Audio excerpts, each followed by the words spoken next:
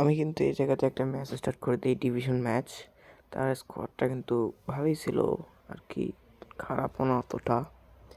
সেই স্কোয়াডের সাথে আমার পড়ে যায় ম্যাচটি, এবং তোমরা দেখতে থাকো যে লাস্টে যে কী হয় আমার সাথে। ম্যাচটা স্টার্ট হওয়ার পরেই আমার অনেক নেট সমস্যা দেওয়া শুরু করে, এবং শেষ ম্যাচ স্টার্ট হয়ে যায়। যার পর আমি সেন্টার পাই। সেন্টারটা তোলা মাত্রই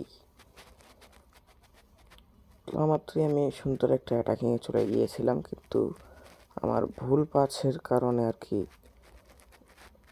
কাজটা ঠিক মতো হয়নি, এবং ও এসেছিলো কিন্তু আমার গোলকিপারকে আমি দিয়ে ক্লিয়ারটা করে নিয়েছিলাম। আবারও আমি অ্যাটাকিং গিয়েছিলাম, কিন্তু জলি ভালো মতো কন্ট্রোল করতে পারে নাই, যেন তাও আমার নেট প্রবলেমও ছিল।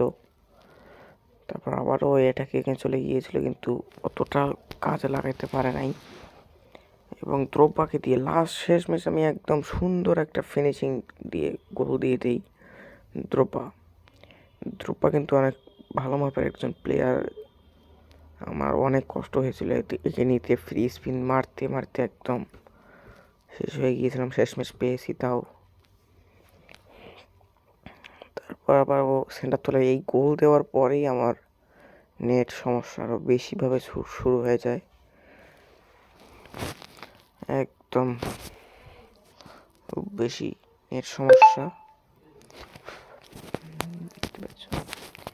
আমি তো ভিডিওটা কেটে কেটে দিয়েছি আর কি, সেই জন্য তোমরা তো বুঝতে পারতেছ না যে কীরকম নেট সমস্যা দিয়েছে। আমার অনেক সময় ঘুরছে শুধু, দেখছো কীরকম নেট সমস্যা। নেট সমস্যার কারণে আমি ম্যাচটা হেরে যাই। শেষে গিয়ে আমাকে ম্যাচ থেকে বের করে দেওয়া হয়।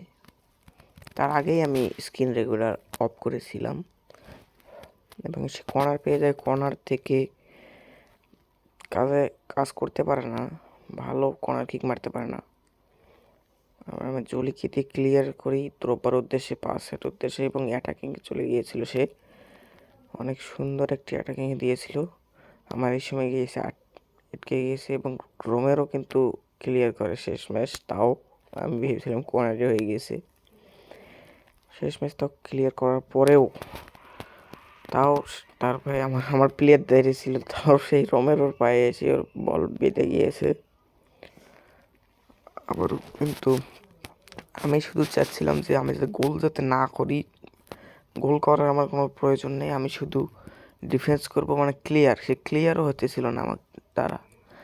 আমি গোলের উদ্দেশ্যে একবার নিয়ে গিয়েছিলাম, কিন্তু হয় নাই। এবং ও কিন্তু মেসিকে দিয়ে একটা ভালো পাস দেওয়ার আমার গড়তে ছিল তখন,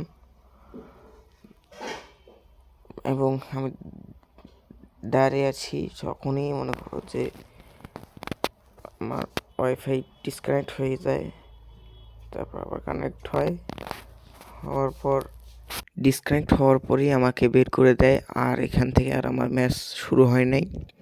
এই জন্য আমার মাথা মতো সব ঘুরে গিয়েছিলাম। দেখ আমি একদম এই ম্যাচটা জিতলে আমি ডিভিশন 5-এ উঠতাম।